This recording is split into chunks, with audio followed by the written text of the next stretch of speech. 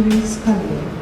Namun demikian, karena kita sudah memasuki bulan bakti sosial, tentunya ini kegiatan yang harus dilaksanakan untuk memberikan bantuan kepada masyarakat kurang mampu yang sehingga bisa dapat bermanfaat untuk seluruh masyarakat yang membutuhkan.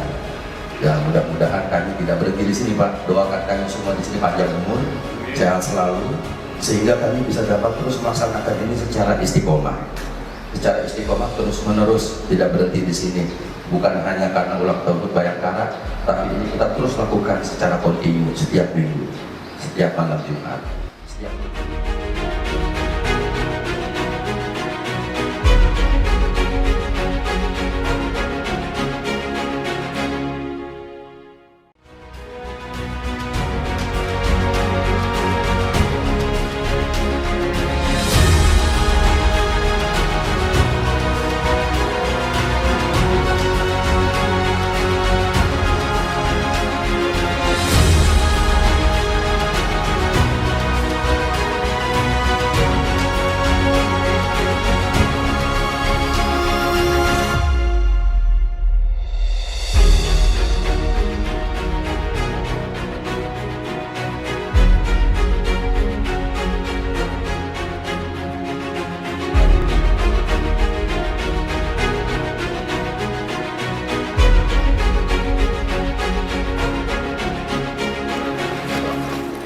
Makasih Pak.